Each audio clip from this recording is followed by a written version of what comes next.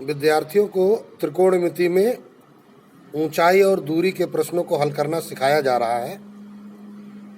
एक प्रमुख प्रश्न विद्यार्थियों के सामने है, आंधी आने से एक पेड़ टूट जाता है और टूटा हुआ भाग इस तरह मुड़ जाता है कि पेड़ का शिखर जमीन को छूने लगता है और इसके साथ 30 अंश का कोण बनाता है। पेड़ के पाद बिंदु की दूरी जहां पेड़ का शिखर जमीन को छूता है 8 मीटर है। जरा पेड़ के पाद बिंदु की दूरी जहां पेड़ का शिखर जमीन को छूता है 8 मीटर है। तो पेड़ की ऊंचाई ज्ञात कीजिए। तो देखिए, एक हम पहले काल्पनिक फिगर बनाते हैं। ये हमने एक पेड़ खड़ा कर दिया। इस पेड़ का नामकरण किया ए बी। ए बी एक पेड़ है और आंधी आने से ये बिंदु सी पर से टूट गया। तो जब ये सी पर से टूटेगा पेड़, तो पेड़ क्या होगा? पेड़ का जो शीर्ष बी है वो ऐसे आकर के ये जमीन पर गिर जाएगा और ये देखिए जमीन हो गई। ठीक, तो अब यहां जमीन पर ये बिंदु हम ले लेते हैं डी। तो हुआ क्या है कि सी पर से जब पेड़ टूटा है तो ये जो सी बी हिस्सा है ये इधर घूमते घूमते जमीन पर इस प्रकार आ गया कि ये बन गया सी डी बन गया। जो सी बी है वो क्या बन गया? सी डी बन गया।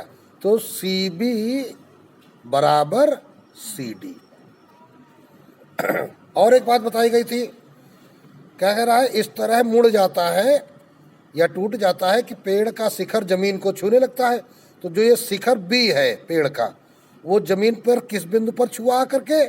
डी बिंदु पर आके टच हो गया, अर्थात बी बन गया डी। इसके साथ 30 अंश का कोण बना देता है। ये जमीन के साथ कितने अंश का कोण बना देता है? 30 अंश का कोण बना देता है। पेड़ के पाद बिंदु, अब पेड़ का पाद बिंदु क्या है? ए की दूरी जहां पेड़ शिखर को छूता है डी 8 मीटर है, अर्थात ये जो ए डी है तुम्हारा, ये तुम्हारा 8 मीटर है। ए डी कितना है? 8 मीटर। तो अब हमारा फिगर बन गया। अब पूछा गया पेड़ की ऊंचाई ज्ञात करो। इस पूरे पेड़ की ऊंचाई ज्ञात करनी। तो हम मान लेंगे कि ये H1 ऊंचाई से टूटा था और इसके टूटे भाग की माप H2 है।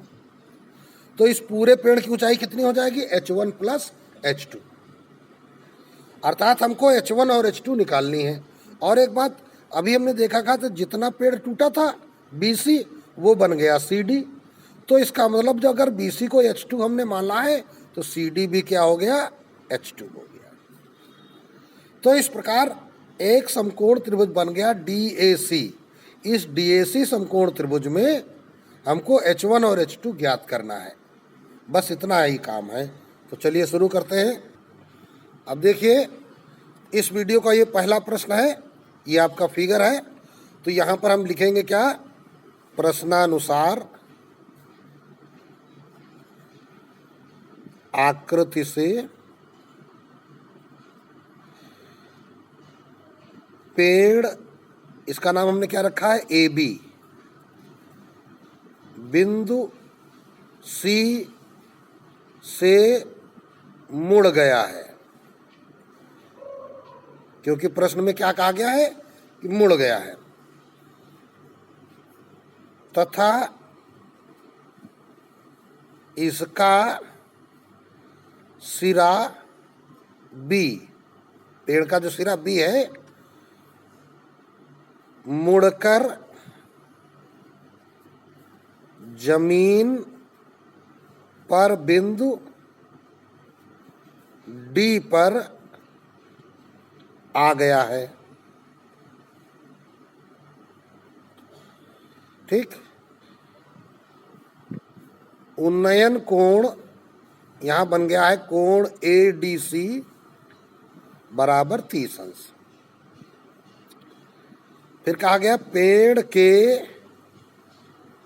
पाद से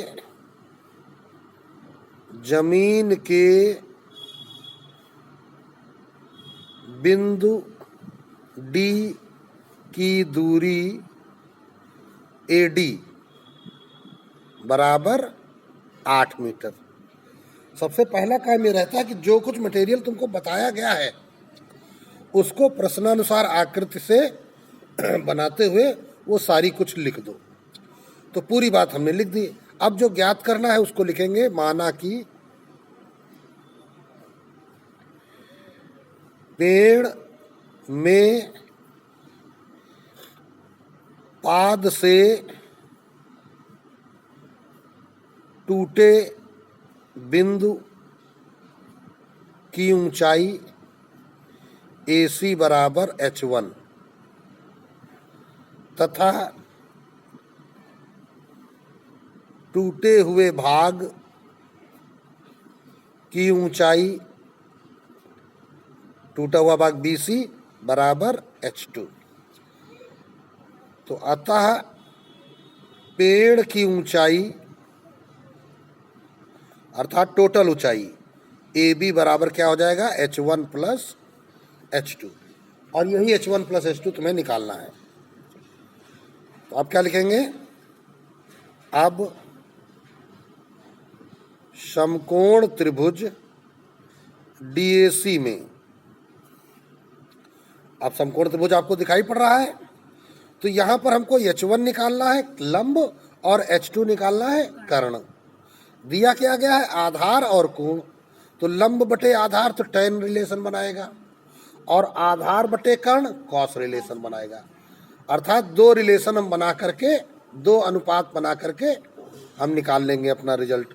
तो क्या कहेंगे, एक तरफ क्या लिया हमने, tan थीटा बराबर लंब AC बटे आधार AD, तथा दूसरी तरफ क्या लिखेंगे हम, cos थीटा बराबर आधार AD बटे कर्ण DC या CD। अब वैल्यू रख देंगे और प्रश्न हमारा हल हो जाएगा। तो चलते हैं भाई, इधर क्या है, tan 30 अंश बराबर AC है H1 बटे AD है 8, और इधर cos 30 अंश बराबर AD है कितना, 8 बटे DC कितना है, H2। तो वैल्यू रखते हैं, tan 30 की वैल्यू tan 30 की वैल्यू 1/√3 बराबर H1 बटे 8। तो तिरछा गुणा हो जाएगा, तो √3 H1 बराबर 8। तो H1 बराबर 8 बटे √3। जब 8 बटे √3 होगा तो यहाँ परिमेयकरण करना पड़ेगा। तो परिमेयकरण करने से क्या हो जाएगा, 8 √3 बटे 3। इधर आ जाओ, cos 30 √3 बटा 2 बराबर 8 बटे H2। फिर तिरछा गुणा होगा, √3 H2 बराबर 8 दूनी 16। तो H2 बराबर 16 बटे √3। इसका भी परिमेयकरण करना पड़ेगा। तो अब H2 बराबर क्या हो गया, 16 √3 बटे 3। तो इस प्रकार हमने देखा H1 और H2 की वैल्यू निकल आई। तो आप क्या लिखेंगे, अतः पेड़ की ऊंचाई कितनी थी, H1 प्लस H2। तो H1 कितना, 8 √3 बटे 3 प्लस H2 कितना, 16 √3 बटे 3। तो बराबर, हर बराबर है, 16 8 24 √3 बटे 3, 3 8 24, देखो कट गया। तो बराबर रिजल्ट कितना आ गया, 8 √3 मीटर।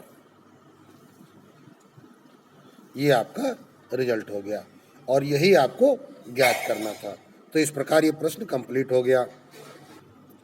अब देखिए अगला प्रश्न, एक ठेकेदार बच्चों को खेलने के लिए एक पार्क में 2 फिसलन पट्टी लगाना चाहता है। 5 वर्ष से कम उम्र के बच्चों के लिए वह एक ऐसी फिसलन पट्टी लगाना चाहता है जिसका शिखर 1.5 मीटर ऊंचाई पर हो और भूमि के साथ 30 अंश के कोण पर झुका हो, जबकि इससे अधिक उम्र के बच्चों के लिए 3 मीटर की ऊंचाई पर एक अधिक ढाल वाली फिसलन पट्टी लगाना चाहता है जो भूमि के साथ 60 अंश का कोण बनाती हो। तो जरा इन दोनों फिगर्स को देखते हैं। प्रत्येक स्थिति में फिसलन पट्टी की लंबाई क्या होनी चाहिए। तो पहले विद्यार्थी फिगर समझेंगे। पहला में ऊंचाई दी जा रही कितनी, 1.5 मीटर, 1.5 मीटर, और जमीन के साथ जो ये फिसलन पट्टी बनाई जा रही है ये कोण बना रही है 30 अंश का। ये पहली फिसलन पट्टी है। दूसरे में ऊंचाई है 3 मीटर, और ये बड़े बच्चों के लिए है, यह जमीन के साथ 60 अंश का कोण बना रही है। ये देखिए, ये जमीन के साथ कितने अंश का कोण बना रही है। तो बड़े बच्चों की जो फिसलन पट्टी है इसमें ढाल ज़्यादा है। भाई देखो, इसमें ढाल क्या है, कम है। तो ये हमने रखा इसका नाम फर्स्ट आकृति और इसका नाम सेकेंड आकृति। फर्स्ट आकृति में नामकरण कर दिया ABC और सेकेंड में नामकरण कर दिया PQR। तो यहाँ 2 समकोण त्रिभुज बन गए। भाई फिसलन पट्टी का जो खंभा होता है वो समकोण बनाता है ना। और इसके दूसरी तरफ क्या होता है, ये स्टेप बना दी जाती है बच्चों को चढ़ने के लिए। इसी प्रकार यहाँ पर भी चढ़ने के लिए दूसरी तरफ क्या है, स्टेप बना दी जाती है। इधर से चढ़ के इधर से फिसलता है बच्चा। तो ये क्या है, 5 वर्ष से कम उम्र के बच्चों के लिए, और ये क्या है, बड़े बच्चों के लिए। तो अभी ये फिगर जो बन गया, तो यहाँ पे 2 समकोण त्रिभुज बन गए हैं। पूछा क्या गया है प्रत्येक स्थिति में इस फिसलन पट्टी की लंबाई पूछी गई है। अर्थात ये AC पूछा गया है फर्स्ट आकृति में और PR पूछा गया है सेकेंड आकृति में। तो इसको आप मान लीजिए X और इसको मान लीजिए Y। तो अब देखिए, पहले त्रिभुज में क्या है, लंब और कर्ण। तो रिलेशन कौन बनाएगा, साइन। यहाँ पे भी लंब और कर्ण, तो यहाँ पे भी साइन बनाएगा। तो इस प्रकार इस प्रश्न को विद्यार्थी स्वयं लगाएंगे। इसमें फर्स्ट और सेकंड डाल लेंगे और फर्स्ट और सेकंड डालने के बाद पहले लिख लेंगे। फर्स्ट हेडिंग में क्या लिखेंगे, हम थोड़ा सा लिख के बता देते हैं। फर्स्ट हेडिंग जो डालिएगा उसमें लिखिएगा 5 वर्ष से कम उम्र के बच्चों के लिए। ठीक, 2 सवाल एक ही में बिना दिए गए हैं। तो ये 5 वर्ष से कम उम्र के बच्चों के लिए हो गया। और सेकंड में क्या करेंगे, सेकंड में लिखेंगे 5 वर्ष से अधिक उम्र के बच्चों के लिए। तो ये 2 हेडिंगें जब आप डाल लेंगे और पहली हेडिंग पे पहला चित्र बना के लगाइए, समकोण त्रिभुज ABC में साइन 30 अंश बराबर लंब AB बटे कर्ण AC, तो कर्ण निकल आएगा। इसी प्रकार सेकंड वाले में लिखेंगे 5 वर्ष से अधिक उम्र के बच्चों के लिए। ये फिगर बनाइएगा, लिखिएगा प्रश्नानुसार फिसलन पट्टी की ऊंचाई 3 मीटर है ना, माना फिसलन पट्टी की लंबाई Y मीटर, उन्नयन कोण QRP बराबर 60 अंश। अतः समकोण त्रिभुज PQR में साइन 60 बराबर PQ बटे PR वैल्यू रख देंगे, आ जाएगा। अब अगला प्रश्न देखिए। भूमि के एक बिंदु से एक 20 मीटर ऊंचे भवन के शिखर पर लगी एक संचार मीनार, संचार मीनार मतलब क्या, टावर, मोबाइल टावर के तल और शिखर के उन्नयन कोण 45 अंश और 60 अंश है। मीनार की ऊंचाई ज्ञात कीजिए। तो देखिए क्या हुआ है, यहाँ पर ध्यान से विद्यार्थी सीखेंगे। ये जमीन है, तो ये हमने जमीन बना दी, और जमीन पर क्या है, एक भवन है। भवन कितना है, ये भवन देखिए हमने बनाया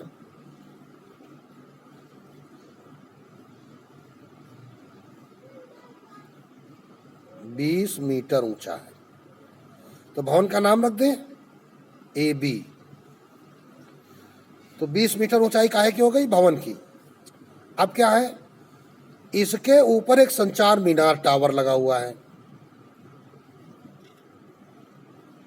तो इसके ऊपर जो है ये एक टावर लगा हुआ है, ये नाम रख दिया इसका BC। तो मीनार का नाम क्या है? BC। अब कहा जा रहा है कि मीनार के तल और शिखर, तो मीनार का तल क्या है? B, और शिखर क्या है?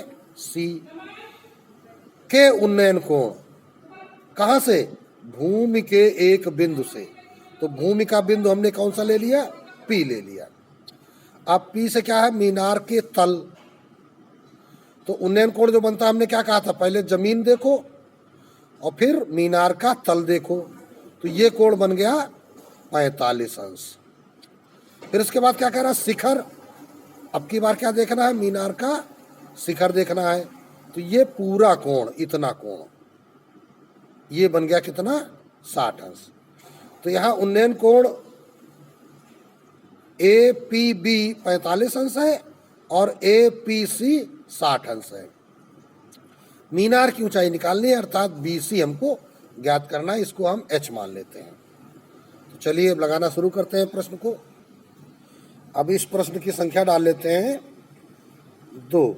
बीच में तो एक प्रश्न आपको लगाने के लिए समझाया है, तो उसको उसी प्रकार आप लगाइएगा। और ये दूसरा एक प्रश्न हम लगाने जा रहे हैं, तो यहाँ पे लिखेंगे प्रश्नानुसार आकृति से भवन AB की ऊंचाई बराबर 20 मीटर ये दी गई है। उन्नयन कोण APB बराबर 45 अंश दिया गया है APB, तथा उन्नयन कोण APC बराबर 60 अंश। 2 उन्नयन कोण यहाँ पर हैं। अच्छी बात है। तो भवन की ऊंचाई यहाँ पर है, A पर ये समकोण बनाएगा। अभी मीनार बचा है, माना कि मीनार की ऊंचाई क्या है यहाँ पे? BC बराबर H मीटर। तो इस आकृति में विद्यार्थियों को 2 समकोण त्रिभुज दिखाई पड़ रहे हैं। PAB एक छोटा समकोण त्रिभुज है और PAC एक बड़ा समकोण त्रिभुज है। तो अब चलिए भाई, यहाँ पे जब 2 समकोण त्रिभुज हैं, अभी हमको देखिए पहले समकोण त्रिभुज में क्या क्या ज्ञात है। PAB में ज्ञात क्या है? AB हमको 20 और ये कोण 45, केवल 2 चीजें। और जबकि किसी भी त्रिभुज में हमको 3 राशियां कम से कम पता होनी चाहिए। तो कहने का तात्पर्य लंब पता है, कोण पता है, अभी बचा क्या? कर्ण बचा और आधार बचा। हमें आधार की जरूरत है। क्यों जरूरत है?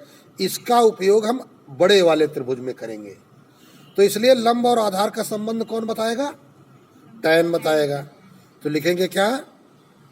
समकोण त्रिभुज PAB में tan थीटा बराबर लंब AB बटे आधार PA। तो tan थीटा कितना है? 45 अंश। AB है 20 मीटर, PA पता नहीं तो इसको PA ही लिख देते हैं। tan 45 की वैल्यू 1 बराबर 20 बटे PA, तिरछा गुणा हो जाएगा तो PA बराबर हो जाएगा, PA बराबर 20 मीटर। अब इस त्रिभुज में देखिए क्या निकल आया? PA निकल आया। ये आ गया कितना? 20 मीटर। आप समकोण त्रिभुज PAC ले लेंगे, वहां पे लंब AC होगा और लंब AC कितना है? 20 प्लस H। तो हम लिखेंगे क्या? अब समकोण त्रिभुज PAC में tan कितना? 60 अंश बराबर लंब AC बटे आधार PA। तो देखिए tan 60 की वैल्यू √3, लंब AC कितना? 20 प्लस H बटे पी ए कितना 20। अब इसी को हल करेंगे तो बराबर, देखिए क्या हो जाएगा, तिरछा गुणा हो जाएगा, तो 20 प्लस एच पहले लिख लेते हैं, बराबर 20√3। तो एच बराबर 20√3, इस 20 का पक्षांतर करेंगे तो -20। अब 20 ले लो कॉमन, तो √3 - 1 एच बराबर, अगर √3 का मान रखना हो, वैसे तो इतना ही उत्तर सही है, लेकिन हम ऐसे भी इसको आगे लगाएंगे, 1.732 √3 की वैल्यू होती है -1, तो 20 इंटू, अब देखो 1 क्या है, पूर्णांक, ये 1 पूर्णांक, पूर्णांक से पूर्णांक घटाएंगे तो 0.732 बचेगा। अब इसका हम गुणा कर दें तो देखिए क्या हो जाएगा, ये 20 वाला 0 तो लग गया, 2 दूनी 4, 2 3 6, 2 7 14, 3 अंक बाद दशमलव लगा दीजिए, तो 14.64 मीटर ये आ गई काहे की ऊंचाई, मीनार की ऊंचाई।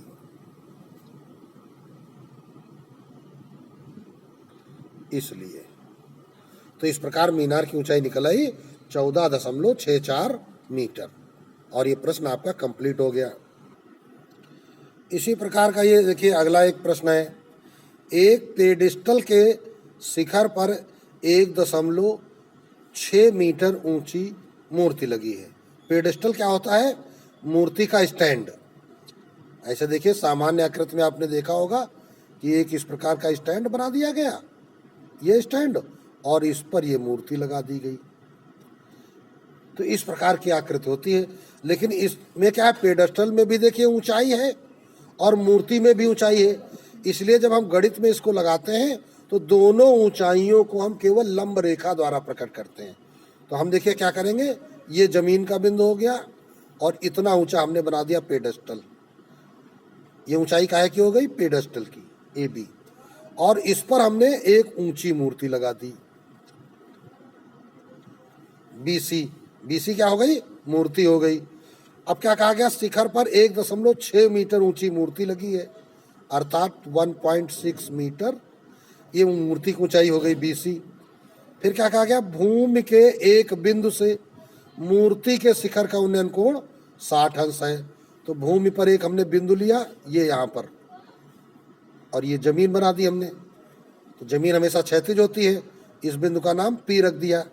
तो मूर्ति के शिखर का उन्नयन कोण, ये कोण कितना बताया गया, 60 अंश बताया गया।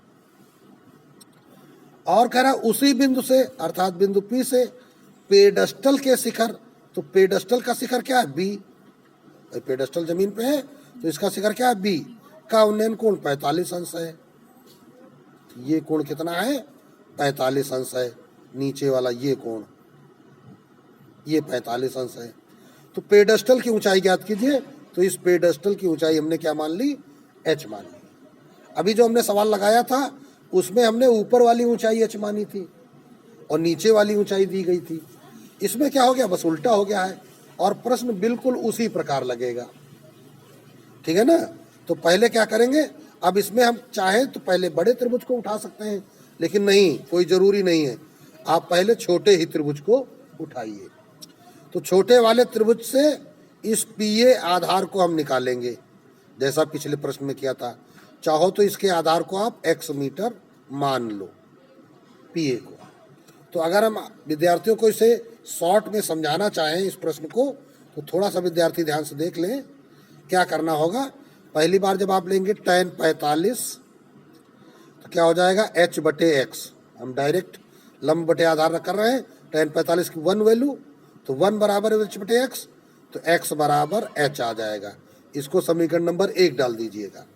दोबारा में जब आप उठाएंगे tan 60, तो लंब क्या है, 1.6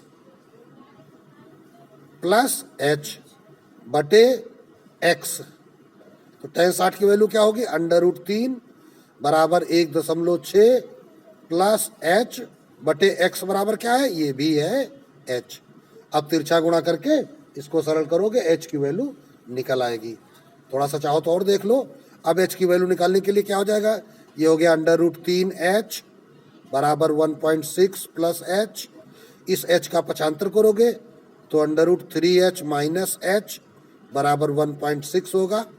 तो इस प्रकार अब यहाँ h कॉमन लेना पड़ेगा, तो √3 - 1 बराबर 1.6। तो अब h बराबर देखिए क्या होगा, अब की बार जब h बराबर लिखेंगे तो 1.6 बटे √3 - 1। अब इस √3 - 1 में पलट के गुणा कर देंगे √3 + 1 का। तो इस प्रकार अब इसका परिमेयकरण हो जाएगा, ठीक है ना। ये √3 का जब गुणा करोगे तो h बराबर देखिए क्या आ जाएगा तुम्हारा, यहाँ पर h बराबर 1.6 ऑफ √3 + 1 ऊपर, और नीचे क्या हो जाएगा, वर्गांतर लग जाएगा, तो √3 का स्क्वायर - 1 का स्क्वायर। तो h बराबर इसका गुणा कर दोगे, या चाहो तो 1.6 √3 की वैल्यू 1.732 + 1 बटे √3 का स्क्वायर 3 - 1। तो ये कितना आ जाएगा, 2 आ जाएगा। 2 से 1.6 कट जाएगा, ठीक है ना। 2 से 1.6 काटोगे तो क्या आ जाएगा, 0.8, और इसको जोड़ दोगे 2.732, पूर्णांक में पूर्णांक जुड़ेगा। अब इनका आपस में गुणा कर दोगे, आपको ऊंचाई h निकल आएगी। तो इस प्रकार ये प्रश्न आपका कंप्लीट हो जाएगा। अब अगला प्रश्न, मीनार के आधार से और एक सरल रेखा में 4 मीटर और 9 मीटर की दूरी पर स्थित दो बिंदुओं से मीनार के शिखर के उन्नयन कोण पूरक कोण है। सिद्ध कीजिए कि मीनार की ऊंचाई 6 मीटर है। तो ये प्रश्न विद्यार्थियों को हल करना है। चलिए इसका फिगर बनाते हैं। तो कहा गया था मीनार के आधार से, तो पहला काम मीनार को बनाना है। ये हमने खड़ी कर दी मीनार, ठीक है। इसके आधार का नाम A और शीर्ष का नाम B रखा। 4 मीटर और 9 मीटर की दूरी पर, तो A से 4 मीटर दूरी पर एक बिंदु P, ये दूरी कितनी है, 4 मीटर। और फिर A से इसी रेखा में 9 मीटर दूरी पर एक बिंदु आ गया Q। ये पूरी दूरी कितनी है, AQ, ठीक। अब मीनार के शिखर के उन्नयन कोण कहा जा रहा है, तो मीनार के शिखर के उन्नयन कोण बना दो। P बिंदु से ये उन्नयन कोण बन गया, और ये बन गया Q बिंदु से उन्नयन कोण, ठीक है ना। तो अब ये दो उन्नयन कोण हैं, ध्यान दीजिए। ये दोनों कोण कैसे बताए गए हैं, पूरक। पूरक कोणों के बारे में पीछे तुमको पढ़ाया जा चुका है कि यदि एक कोण थीटा है तो दूसरा कोण 90 - थीटा है, ठीक। तो अब लिखेंगे प्रश्नानुसार आकृति से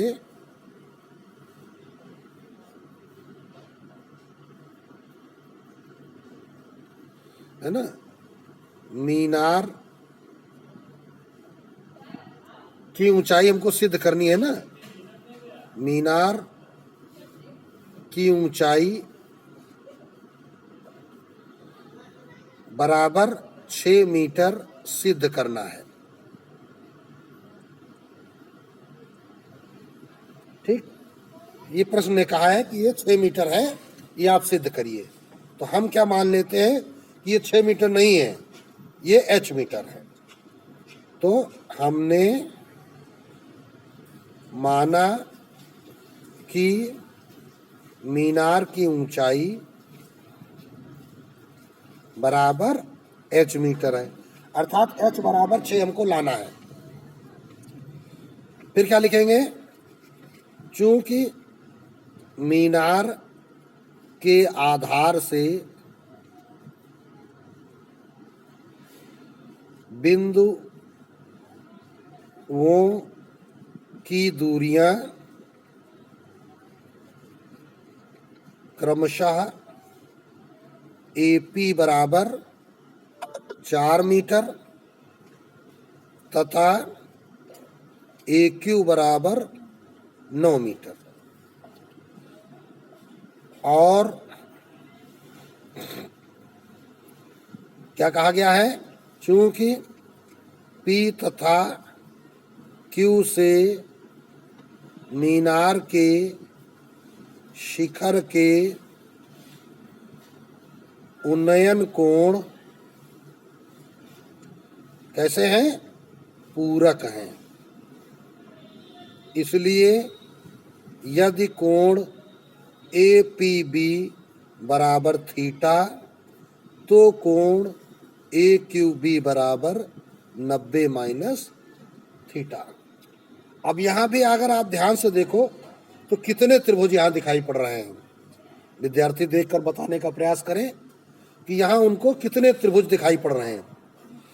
तो सामान्यतः सब लोग कहेंगे हमको 2 दिखाई पड़ रहे हैं, लेकिन नहीं, अगर आप ध्यान देंगे तो यहाँ 3 त्रिभुज हैं। कैसे? नंबर 1 PAB, एक पहला त्रिभुज क्या हो गया? PAB। दूसरा क्या है? QAB, ठीक है ना? और तीसरा क्या है? QPB। तो यहां 3 त्रिभुज हैं। अब इन 3 में से 2 समकोण त्रिभुज हैं। कौन से? PAB और QAB। ये QPB क्या है? समकोण त्रिभुज नहीं है, इसलिए ये हमारे मतलब का नहीं है। हम केवल समकोण त्रिभुजों पर आधारित प्रश्नों को ही हल करेंगे। तो लिखेंगे क्या? अतः समकोण त्रिभुज PAB में, पहले समकोण त्रिभुज PAB उठा लेते हैं, ठीक? तो PAB में क्या हो जाएगा? थीटा दिया गया है, ये लंब है H, आधार है 4, तो हम क्या लिखेंगे?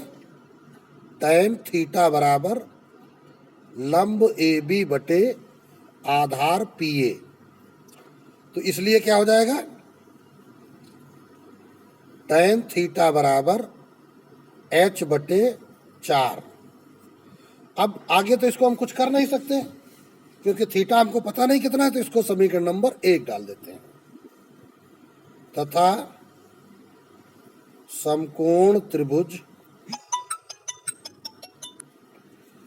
QAB में, तो QAB में क्या है? यहाँ पे 90 माइनस थीटा है, तो tan 90 माइनस थीटा बराबर लंब क्या है? वही AB बटे आधार क्या है? QA।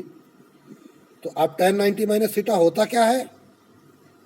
cot थीटा होता है। त्रिकोणमिति का सूत्र यहाँ पे लग गया। पहले चतुर्थांश में है, नाम बदल जाएगा, धनात्मक होगा। तो AB तुम्हारे पास H था, QA तुम्हारे पास 9 था, और cot क्या होता है? tan का व्युत्क्रम होता है। तो इसलिए cot को हम क्या लिख सकते हैं? 1/tan थीटा बराबर H बटे 9। तो अब देखिए तिरछा गुणा हो जाएगा, तो H tan थीटा बराबर 9 आ गया। H की वैल्यू, सॉरी tan थीटा की वैल्यू समीकरण 1 से उठा लो, तो क्या हो जाएगा? tan थीटा की जगह पर H बटे 4 बराबर 9, तो बटे 4 का हो जाएगा 75, तो 9 चौको 36, इधर हो गया H और H का गुणा H स्क्वायर, तो H बराबर √36। अब देखिए यहाँ लिखना चाहिए प्लस माइनस अंडर रूट, क्योंकि वर्ग का जो पक्षांतर होता है वर्गमूल होता है। तो जब हम प्लस माइनस √36 लिखेंगे तो इसके 2 उत्तर प्राप्त होंगे, एक +6 और एक -6। -6 यहाँ संभव नहीं है क्योंकि यहाँ पर ये दूरियां हैं, दूरियां कभी ऋणात्मक नहीं होती हैं, तो इसलिए हमें इस चिन्ह के लगाने की यहाँ आवश्यकता नहीं है। तो H बराबर सीधे सीधे आ गया 6 मीटर, और यही आपको सिद्ध करना था कि मीनार की ऊंचाई कितनी है? 6 मीटर है। तो अब हम क्या कहेंगे? अतः मीनार की ऊंचाई बराबर 6 मीटर प्रूव्ड हो गया। मीनार की ऊंचाई बराबर 6 मीटर, और ये सत्यापन कंप्लीट हो गया, आपका प्रश्न भी हो गया। अब आज की वीडियो में बस इतने ही, शेष अन्य प्रकार के सवालों को अगले वीडियो में सिखाया जाएगा।